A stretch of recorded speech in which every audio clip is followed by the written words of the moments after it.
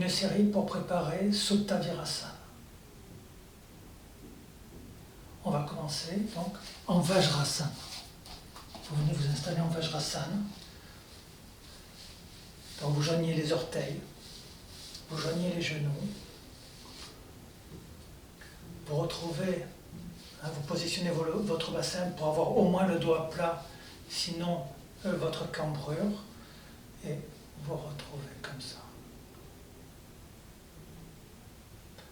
De cette posture-là, on va venir s'installer sur les orteils. Donc, vous mettez comme ça sur les orteils, vous posez les genoux et vous vous asseyez. Vous restez quelques secondes comme ça, de manière à pouvoir étirer tout l'arrière des pieds.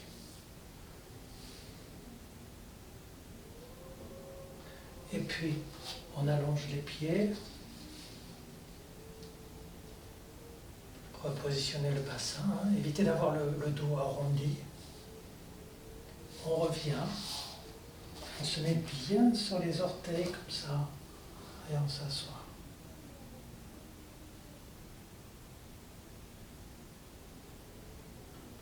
Voilà. Vous le faites au moins 3 fois. C'est pas difficile, on se met sur les orteils.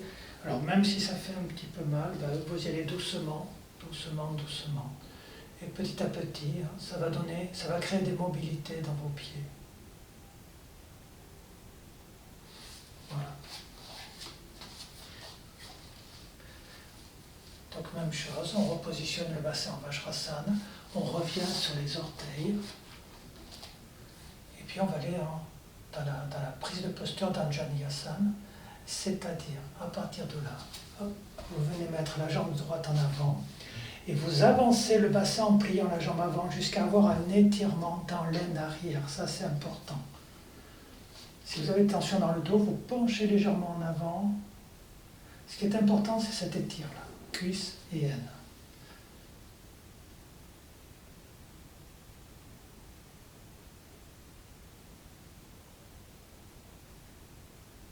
Et puis, on ramène les orteils et l'autre côté. On plie la jambe avant pour avancer le bassin et avoir un étirement dans l'aine arrière. Et là, vous étirez le psoas.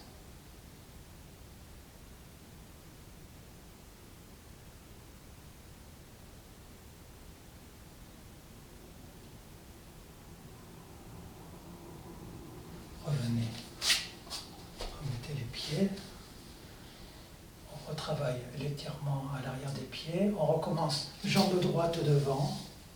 On reste un peu jusqu'à ressentir un bon étirement dans l'aine. Si vous ne sentez rien, il faut avancer le bassin jusqu'à sentir. On revient. Et jambe gauche.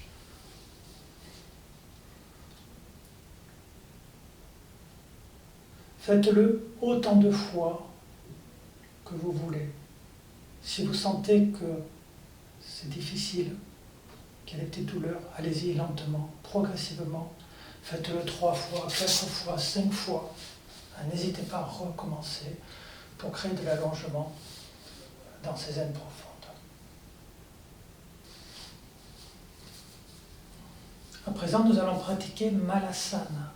C'est l'action de s'accroupir. Nous ne sommes pas très mobiles pour ce genre de posture, donc ça fait du bien de le travailler. Si vous n'avez pas de briques, de support sous la main, et éventuellement, si vous en avez besoin, prenez des vieux bouquins comme ça. Vous en prenez 2 qui sont à la même hauteur. Et je vous montrerai après. Bien. Alors, vous commencez debout. Vous mettez les pieds parallèles à la largeur du bassin. Vous évitez d'avoir les pieds qui tournent quand vous accroupissez. Vous restez avec les pieds parallèles comme ça. Et vous passez les coudes en avant des genoux, là, comme ça. Voilà. Ça, c'est Malasana. Vous pouvez joindre les mains si vous voulez, faites comme vous voulez. Normalement, les talons ne décollent pas du sol. Donc vous le faites plusieurs fois, comme ça, et vous descendez en Balasana.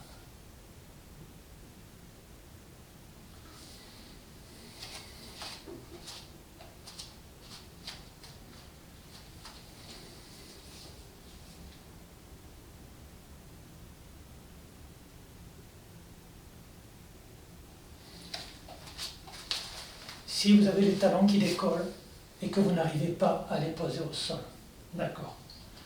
Donc vous prenez des vieux bouquins, il en faut deux avec la même hauteur. Vous les placez de cette manière. Vous venez placer vos talons, juste le talon, pas plus, sur les livres. Et vous descendez comme ça. Et petit à petit, habituez-vous à descendre l'épaisseur sous les talons, en le faisant régulièrement, en le faisant plusieurs fois, plusieurs allers-retours, jusqu'à pouvoir garder les talons au sol.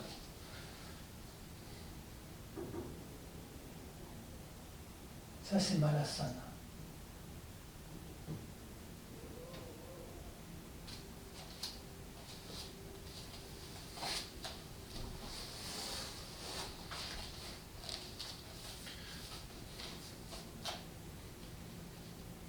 Étirement des quadriceps en mettant un genou au sol. Au début, vous le décalez un petit peu du mur, mais pas trop, 4-5 cm. Le pied allongé contre le mur. La jambe gauche en avant, suffisamment en avant. Vous pouvez poser les mains sur la jambe gauche. Et on va étirer en plusieurs fois les quadriceps. Vous restez à peu près 20-30 secondes de chaque côté et vous changez, vous le faites au moins 4 ou 5 fois de chaque côté. Quand vous pratiquez cet étirement, vous ne devez pas être dans la douleur d'étirement, sinon ça va bloquer. Donc allez-y petit à petit pour retrouver cet étirement au niveau de l'avant de la cuisse. Donc on change.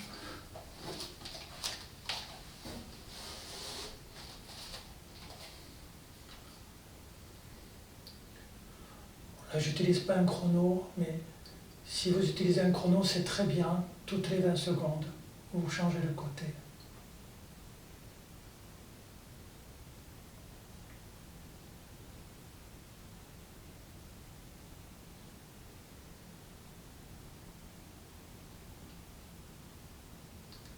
C'est une excellente préparation pour étirer les quadriceps.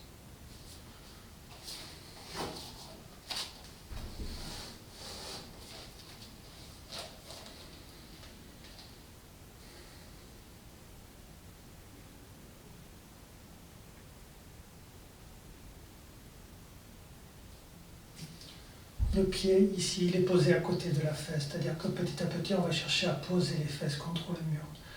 Ne mettez pas ce pied derrière les fesses.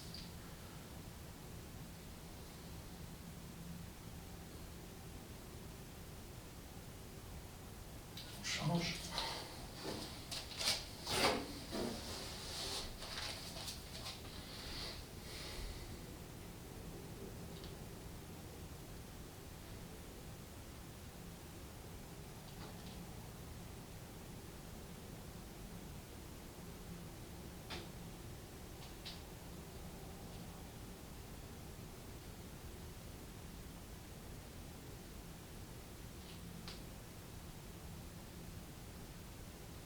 On change.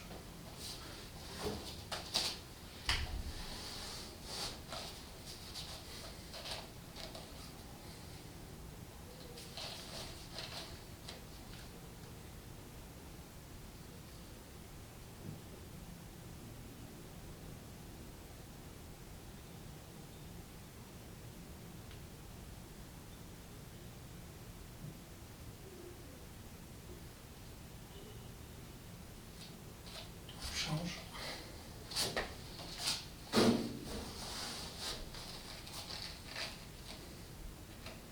Et voilà. Petit à petit, vous amenez le genou contre le mur, ce qui va amplifier l'étirement des quadriceps. Si vous ne sentez pas grand-chose, ramenez les fesses vers le genou du sol. Vous allez voir, ça va amplifier le travail.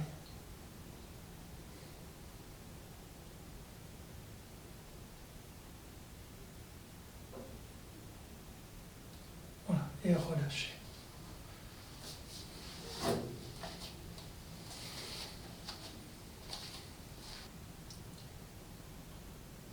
Chatuspadasana. Vous vous allongez sur le dos en repliant les jambes et vous posez les pieds près des fesses. Vous attrapez au niveau du bas des tibias, au niveau des chevilles avec les mains. Vous roulez les épaules, vous plantez les pieds dans le sol, vous plantez bien les talons dans le sol et vous faites monter le bassin. Donc utilisez la force des cuisses, des fesses pour monter. Pressez bien les pieds au sol.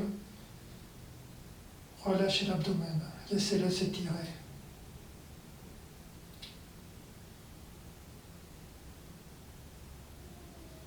Et vous redescendez. Donc faites cet exercice plusieurs fois, 3 fois, 5 fois, de manière à monter de plus en plus.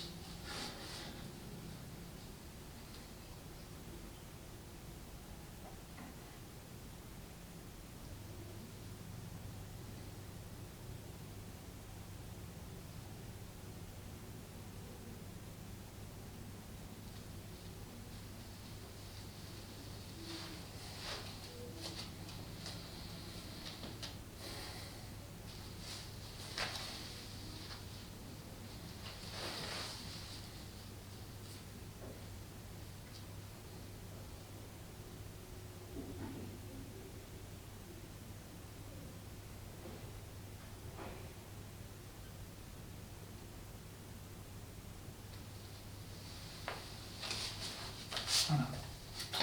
Continuez 3 fois, 4 fois, 5 fois, comme vous voulez. Tournez sur un côté.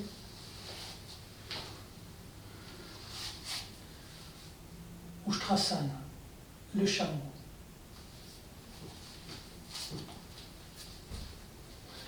Vous amenez les genoux contre le mur. Positionnez une couverture dessous. Vous gardez les pieds écartés, suffisamment écartés. Les genoux écartés, largeur du bassin, ça suffit. Vous mettez les cuisses contre le mur, le bassin aussi, et vous commencez à descendre comme ça, les mains sur les fesses pour avoir les fesses descendantes. On va rechercher l'allongement des quadriceps. Donc, vous faites comme ça quelques descentes sans aller trop loin pour faire une préparation. Et puis, quand vous êtes prêt, vous posez une main, l'autre, et vous remettez les cuisses contre le mur.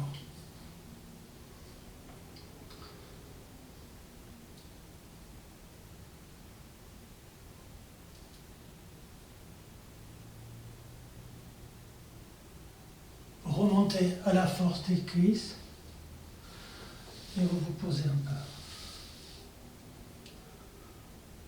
Cette posture, vous la faites 3 fois. Si vous n'arrivez pas à poser les mains sur les pieds, alors vous prenez une chaise,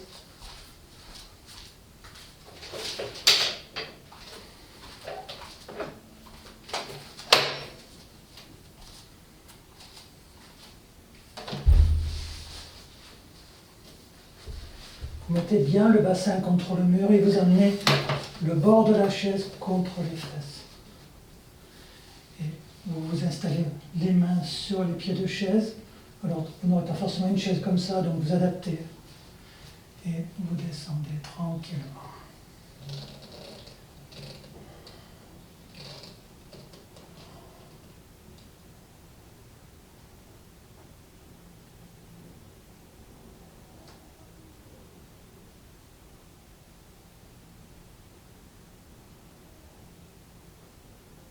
Voilà. Donc vous descendez, veillez à ce que les cuisses restent contre le mur.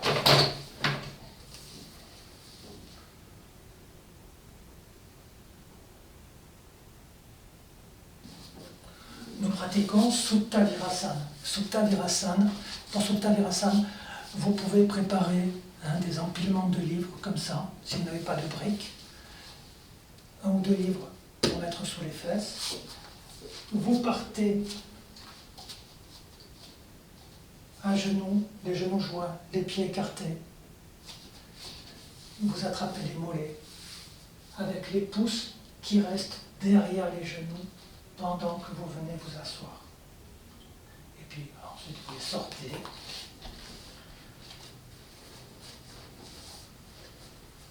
Vous posez les mains derrière et pendant que vous descendez, vous renvoyez les fesses vers les genoux, le pubis vers la poitrine. Ça, c'est important.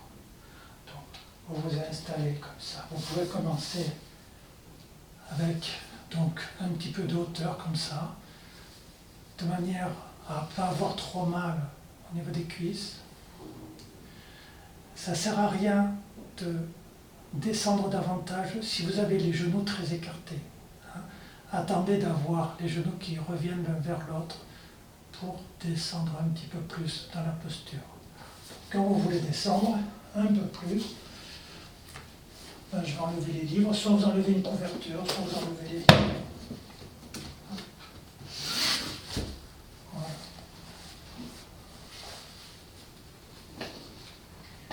Et c'est reparti. Donc les fesses vers les genoux. On étire dans les quadriceps devant les cuisses et on s'installe.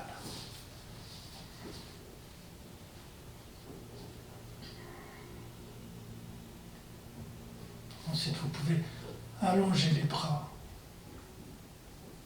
bien étirés. En même temps, toujours les fesses vers les genoux, le pubis vers la poitrine, en ligne circulaire, les omoplates descendantes, les fesses vers les genoux. Devant, on étire, on étire, on étire, on fait monter, on fait monter. Et après, vous ramenez les mains de chaque côté.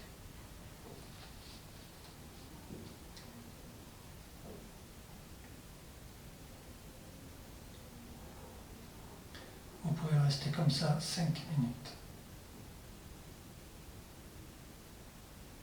Ou plus, si vous voulez.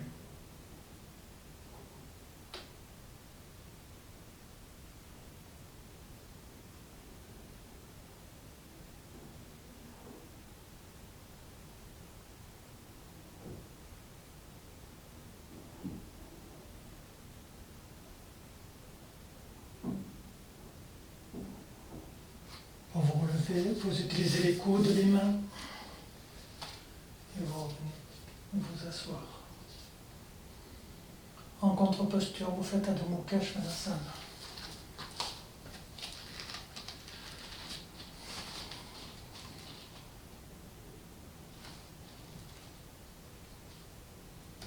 Étirez à fond les jambes, étirez, étirez, étirez, et vous relâchez.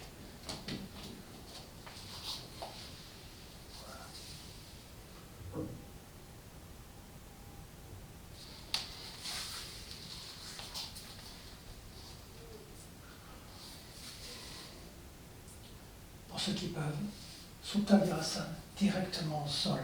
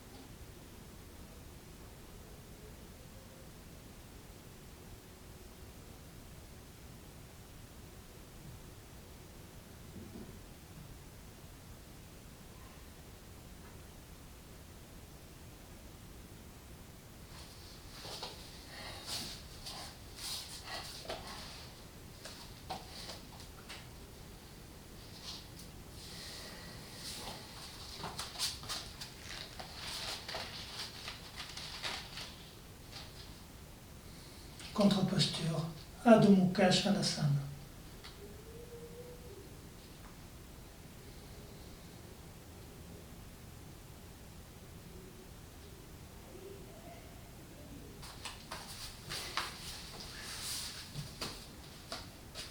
Prenez quelques livres, ça c'est pour faire la distance entre le mur et vos couvertures.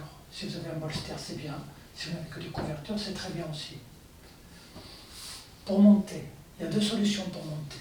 Alors, soit vous mettez les jambes sur le côté, les deux fesses contre le mur, la hanche sur la couverture.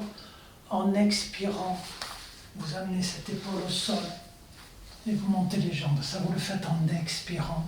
Et puis, vous réalignez votre corps pour vous retrouver dans la posture. Ça, c'est la première méthode pour monter. D'accord. Alors, on va sortir par là. Voilà, comme ça. Bien. La deuxième méthode pour monter, c'est la roulade. Pour la roulade, vous placez les mains avec les doigts sous la couverture. Hop. Vous ne posez pas la tête, vous allez directement, il faut soulever les genoux, hein. Vous posez directement les épaules sur votre support. Et vous ne lâchez pas les mains. Voilà. Alors les couvertures bougent un petit peu. Ok, c'est revenu. Et là, vous êtes directement aligné. Veillez à aligner le milieu des pieds, le milieu des jambes, milieu du corps, visage. Les bras séparés du corps. Ne montez pas les bras comme ça. Mettez-les plutôt à 45 degrés. Restez le temps qui vous fait plaisir dans cette posture. Vous pouvez rester jusqu'à 20 minutes si vous voulez vous faire une bonne relaxation.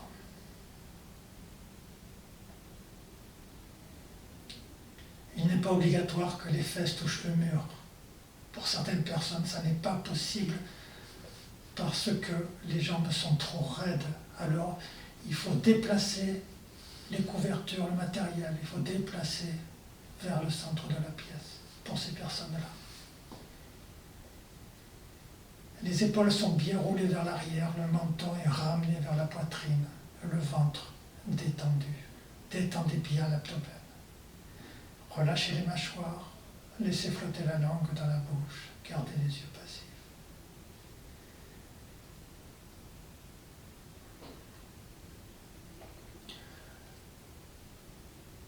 Les postures de relaxation ne sont pas des moments pour gamberger. Profitez de ces moments pour vraiment vous relaxer, pour lâcher l'activité mentale, c'est important. Si vous n'y arrivez pas, si vous êtes stressé, observez votre respiration, observez le mouvement de l'inspire et le mouvement de l'expire. Et restez focalisé sur l'observation de l'inspire et de l'expire.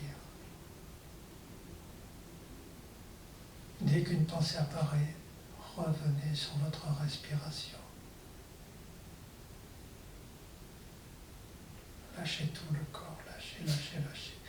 On garde juste un léger étirement dans les jambes, sinon elles vont se replier avec la relaxation. Tout le reste est tranquille.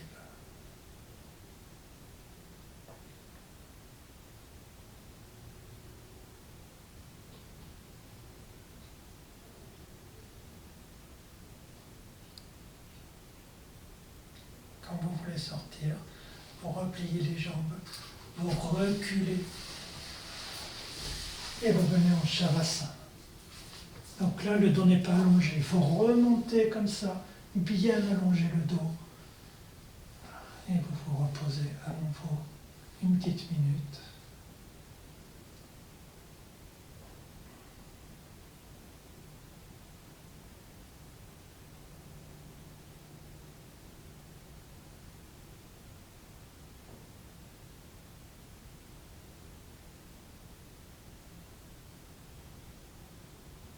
Tranquillement, vous repliez les jambes, tournez sur un côté, posez une main au sol pour vous redresser, Vous avez vos supports, revenez vous asseoir dessus.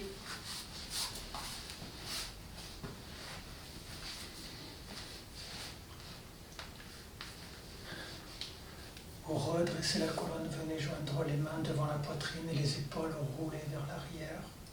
Fermez les yeux. Restez encore dans cette zone de détente que vous aviez. Ne ramenez pas encore l'activité mentale. Prenez votre temps.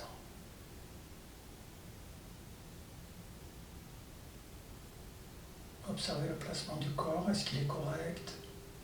Observez la respiration. Observez l'activité mentale ou le relâchement de l'activité mentale.